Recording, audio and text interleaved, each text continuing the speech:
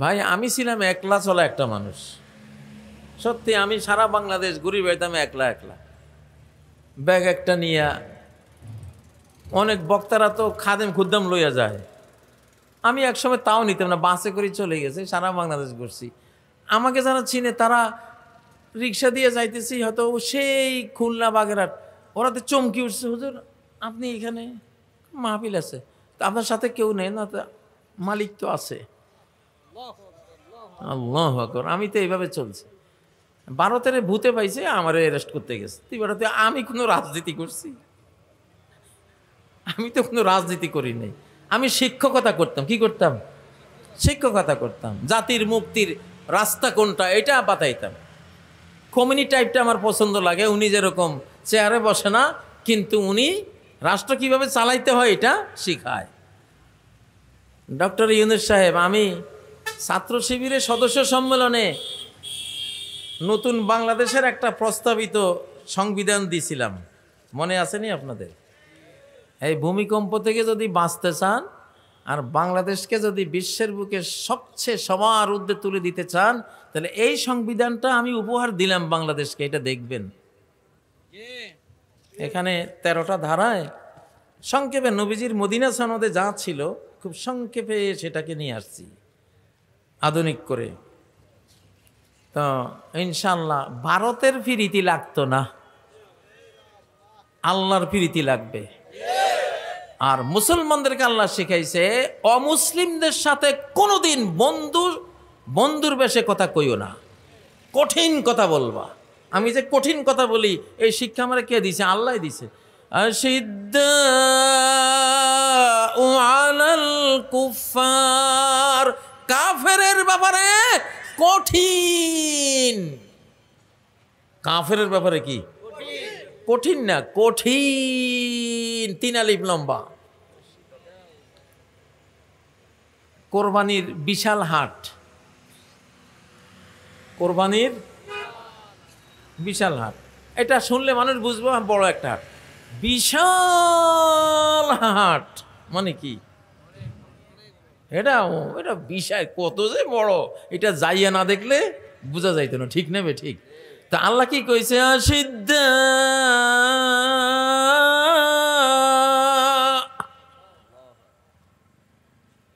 কঠিন। খলিল সাহেব, ভারতের ব্যাপারে কি হবেন? কঠিন। ভাই এবার মালিকের লগে চলে গেছে পাবলিক, সর্বশক্তিমান মালিকের পিছে চলে গেছে। ভাই কিছু করার নাই, এগুলির লগে পারতানো, এগুলির লগে এক দোয়া করে দিব, তোমার গোটা ভারত লন্ডভন্ড হয়ে যাবে। আল্লাহুম্মা কফিনি হিম বিমা শাইতা, আল্লাহ তুমি যা ইচ্ছা তা করে দাও শত্রুগুলিরে। এক দোয়া করে দিবি, তুই যাবি কই? তুই উপায় আছে? উপায় নেই। আর তাছাড়া মুসলমান দেশে এখানে অস্ত্রেরও অভাব নাই। স্টেল ফাইটার খান বিমান তুরস্কে বানাইছে, খান স্টেল ফাইটার, আলহামদুলিল্লাহ। হেসার বানাইছে বাংলাদেশ, সিপার আনতেছে, হেসার আনতেছে, জেটেন্সি আনতেছে। অস্ত্রেরও এখন অভাব নাই আমাদের, ইনশাআল্লাহ। ঠিক না বে? ঠিক। তাহলে যে কোনো বেঈমান রাষ্ট্রের সাথে আমাদের পররাষ্ট্র নীতি হবে কঠিন নাকি কঠিন? আরবিটা কি? আশিদ্দা।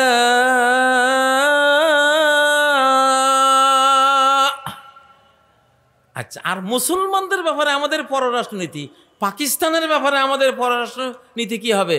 রুহামা।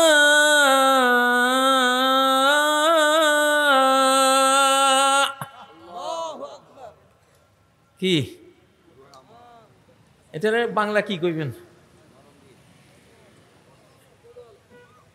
এটারে কি কোয়া যায়? রুহামা, দয়ালু। এটা টানেন না, অন্য একটা শব্দ বলেন না আমার। এত বাঙালি বাংলা পারেন না মেয়েরা? হ্যাঁ, মানে স্নেহময়, মমতা ভরা, ঠিক না? তাহলে পাকিস্তান আসবে বাংলাদেশে, কেন আসবে না? আমাদের ভাই না ওরা? 1971 যুদ্ধ, বাংলাদেশ পাকিস্তান কোনো যুদ্ধ হয়নি। গুগলকে জিজ্ঞাসা করেন, বাংলাদেশ পাকিস্তান কোনো যুদ্ধের নাম নিশানাও নাই। কি আছে? পাক পাক ভারত যুদ্ধ কি আছে? পাক ভারত যুদ্ধ। পাক মানে কি? পূর্ব পাকিস্তান, পশ্চিম পাকিস্তান, আমরা দুই পাকিস্তান মিলে ভারতের বিরুদ্ধে যুদ্ধ করছি। এইটা আছে গুগলে, বুঝছেন? 1971 সালে যাদেরকে আপনারা এখনো রেজাকার বলেন, এরাই ছিল প্রকৃত মুক্তিযোদ্ধা। কারণ তখন বৈধ রাষ্ট্র ছিল পাকিস্তান। রেজাকাররা ছিল ভারত বিরোধী যোদ্ধা। আমার একটা চিকন রাইফেল ছিল 1971 সালে। রাইফেলটা কি দিয়ে বানাইছি? কলা গাছ দিয়ে বানাইছি। আমি যেরকম এরকম, এটা আমার কাঁধে থাকতো। কলা গাছের রাইফেলের সাইজ দিয়া আমি কাঁধে করে ঘুরতাম, এইভাবে ফায়ার দেখাইতাম, যেগুলি এই আমার মানে ভারতের যারা পক্ষে কথা বলতো। আমরা অ্যান্টি ভারত, আমরা কোনো অ্যান্টি বাংলাদেশ ছিলাম না। কোনো আলেম 71 সালে বাংলাদেশ বিরোধী ছিল না। কি ছিল? ভারত বিরোধী ছিল। ভারত বিরোধী ছিল এবং এটাই হক ছিল, এটাই সত্য ছিল। ইসলাম এটাই বলে যে তুমি বেঈমানদের বিরুদ্ধে থাকবা, ঠিক না? কি কইছে কোরআনে? আইজ্জাতিন আলাল কাফিরিন, আইজ্জাতিন আলাল কাফিরিন। হিন্দু মিন্দু যারা আছে, তোমার ধর্ম মানে আল্লাহরে মানে না, আল্লাহরে মানে না, যারা আল্লাহরে পূজা করে না, আল্লাহকে সেজদা করে না, এদের ব্যাপারে তুমি কঠোর হইবা। ও ভাই, হয়তো ভাবতেছেন যে তাইলে ইসলাম তো মারাত্মক কঠোর জিনিস না। হযরত ওমর বলতো, আমি যে কঠোরতা করি, তোরা যে ঠিকঠাক হস না কঠোরতা না করলে। দিলে যে তোগো জন্য কত মায়া আমি লুকাই রাখছি, যদি দেখাইতে পারতাম, দেখালে যে তোরা মানতি না, আইন কানুন মানতি না। ও ভাইয়েরা, মহিলারা অপারেশন থিয়েটারে কম যায়, অপারেশন করতে পারে না। মহিলা ডাক্তাররা অপারেশন করতে কম পারে কেন?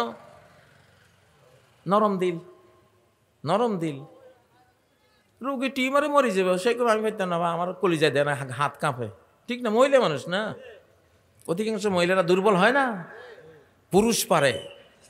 তো পুরুষ যে ডাক্তারের ছুরি মাইরা পেট কাইটা 2-3 কেজি রক্ত ঝরাইয়া টিউমারটা কাইটা দিল, রুক্ষতা করলো, কর্কশতা করলো, কঠিন হয়ে তার পেট কাটলো, অপারেশন শেষে রুগীরা তারা 40,000 টাকা দেয়। তুমি যে কঠোর হইছো ভাই, তোমার এই কঠোরতা আমি বেঁচে গেলাম। আহ, ইসলামের কঠোরতার ভিতরে কত মায়া। আল্লাহ তো জানে কাফেরের ব্যাপারে কঠোর হইতে হবে, কারণ সে তো রুগী, কুফরির বেঈমানি ধরছে তারে। তুমি কঠোর হইলে তোমার ডরে ভয় হইলেও সে ইসলাম নিয়ে একটু ভাবতে বাধ্য হবে, বুঝেন না? আর তুমি যদি আমাদের খলিল সাহেব কি কইছে কে জানে, আল্লাহ জানে। আমি চিরজীবনে আমার কেউ ভয় দেখাইলে আমি এত মারাত্মক নির্ভীক হয়ে যাই, তখন আমার মনে হয় যে সারা পৃথিবীতে আমি আছি, আর কেউ নেই আল্লাহ ছাড়া। এতটা নির্ভীকতা আসে মনের মধ্যে। আমার গ্রেপ্তারির রাত্রে আমি কি করছিলাম? একাই তো ছিলাম। এমন এক বক্তৃতা করছি, ডিবির অফিসে গিয়ে দেখি আমার যখন নিচে 4.5 ঘন্টা লড়াই করছি। রয়ের দালাল্লা রগুলি 2.5 ঘন্টা পর্যন্ত আমার ঘেরাও দিয়ে রাখছে, 24 কি 25টা গাড়ি, সব মোড়ে মোড়ে মোড়ে মোড়ে। মানুষ একটা ধরার জন্য গেছে 2-3 ডজন গাড়ি, কেউ ঢুকতে পারে না, প্রত্যেক মোড়ে মোড়ে রয়ের গাড়ি। যখন দেখছি আমি ফাইট করতেছি 2.5-3 ঘন্টা, আর খালি রয়ের দালালেরা হুঁশিয়ার, র মুক্ত বাংলাদেশ জিন্দাবাদ, এইসব হিন্দুস্তানি রাজাকার, ধর ধর মার মার, এইসব স্লোগান দিচ্ছি, তা আস্তে সরে গেছে। তারপরে পাঠাইছে ডিবিকে, পুলিশকে পাঠাইছে। পুলিশেরা আমারে নিয়ে গেছে ডিবি অফিসে। দেখি যে অফিসার সবগুলি চেহারা কয়লার মতন কালা হয়ে গেছে। কয়, হুজুর শেষ করে দিলেন, গেছত কা তোরা, মরাম হচ্ছে তো গো তোরা। আমি হইলাম একলা মানুষ, আমি আমার বন্ধুরে নিয়ে চলি, আমি সারা বাংলাদেশ ঘুরি আল্লাহরে নিয়ে, আমার তার কোনো ধান্দা নাই, না কোনো চেহারের ধান্দা নাই। এমপি হইলে তো আল্লাহর জন্য এমপিগিরি তো এটা ওয়াজিব, এটা কি যারা হবেন এটা হবে না। আমি বিভিন্ন টাইপের মানুষ আছে না, আমি হলাম ওই টাইপের, আমার শিশুকাল থেকে ওস্তাদি ভালো লাগে, ওস্তাদি করি। তো আমারে ধরতে গেলি কে? আমি না কইছি ইউসুফের গ্রান পাচ্ছি বাংলাদেশে, না কইছি কথা আমার স্বাধীন দেশ আমি কইতে পারি না? আমি 24শে সেপ্টেম্বর খুতবা দিয়েছি, স্বাধীন সমৃদ্ধ নিরাপদ বাংলাদেশ চাই। ওদের গায়ে লাগছে, স্বাধীন কেন চাইলাম? বাংলাদেশ তো এদের বাপদাদার সম্পত্তি না, ভারতের বাবার সম্পত্তি বাংলাদেশ, এরা তো ওইটাই মনে করে। এখনো তো কয় 71-এ স্বাধীন করে দিছি। স্বাধীন করে দিছিস? স্বাধীন করে দেশ নাই, ভণ্ডামি করেছিস, স্বাধীনতার নামে ভণ্ডামি করেছিস। সবটাই গিলে খাওয়ার উপক্রম করেছিল তখনকার নেতাদের কিছু ভূমিকায়, ওটা পারে নাই, আল্লাহ ওটা দেন নাই ওদেরকে ওটা করতে। আলহামদুলিল্লাহ। তো ও ভাইয়েরা, ডক্টর খলিল এবং ডক্টর ইউনুস আমাদের ইন্টারিম গভর্নরকে বলছি, লায়নতের ভাগ টেনে আনবেন না বাংলাদেশে। অভিশপ্তদের সাথে প্রীতি করে অভিশাপ টেনে আনবেন না, আপনাদের কোনো ভয় নাই ইনশাআল্লাহ। গোটা আকাশ, আকাশের মালিক, জমিনের মালিক রব্বুল আলামিন, যাকে পরাস্ত করার ক্ষমতা মহাবিশ্বের কারণেই, সেই সর্বশক্তিমান মালিক বাংলাদেশকে গাইড দিচ্ছে। আমরা দেখতেছি কোরআনে, কোরআন খুলে দেখি আমরা। আপনাদের ভয় নাই, আপনাদেরকে ভয় করবে এখন। বাংলাদেশকে ভারত এখন ভয় পাবে, বাংলাদেশকে ভারতের ভয় পাওয়ার কোনো দরকার নাই। ঠিক নয় কি? বাংলাদেশ এখন বিশ্বের বুকে মাথা উঁচু করে দাঁড়াবে ইনশাআল্লাহ। আর ভারত ধীরে ধীরে ওরা ডাউনে চলে যাবে ইনশাআল্লাহ, কারণ জুলুম করেছে, অন্যায় করেছে, ডাউন হতেই হবে। যাই হোক, যেহেতু ভূমিকম্পের একটা পরিস্থিতি, ভূমিকম্পের দোয়াটা বললাম। আর ভূমিকম্প কেন আসতেছে আমার খুব সন্দেহ। পাপ তো আছে ভাই, আমাদের অনেক পাপের লগে এই পাপ জড়াইছ, নতুন করে আবার বাংলাদেশকে আবার মারার একটা পরিকল্পনা করছে, ঠিক না? এইটা আল্লাহ সহ্য করবে না, এই যুগে এটা আল্লাহ সহ্য করবে না, অলৌকিক কাণ্ড ঘটবে। তা আল্লাহ তাআলা আমাদের আলেম সমাজকে হেফাজত করুন। দেশে যে ইসলামী জোয়ার উঠেছে, যদি নির্বাচন হয় সব ভোট কোরআনের বক্সে যাবে ইনশাআল্লাহ। এটা ওয়াজিব। এটা কি ওয়াজিব? এটা ফরজ। আর যারা অন্য রাজনীতি করেন ইনশাআল্লাহ আপনারাও আলেমদের সাথে যুক্ত হয়ে যান, আপনারাও ভাগ পাবেন ইনশাআল্লাহ। মিলেজুলে সবাই বাংলাদেশটাকে চালান। এখানে কোনো ক্ষমতা লোভী কেউ আলেমদের মধ্যে নাই ইনশাআল্লাহ। আছে আলেমদের লোভ হলো এই কোরআন। আলেমদের লোভ কি? আরনরা এমপি হতে যায়, পার্লামেন্টে যায় কি ক্ষমতা দখলের জন্য? একমাত্র কেবলমাত্র কিসের জন্য? আপনারা শুধু একটা ঘোষণা দেন ইনশাআল্লাহ, এইবারে পার্লামেন্টে গেলে ধীরে ধীরে আমরা কোরআনের দিকে চলে আসবে ইনশাআল্লাহ।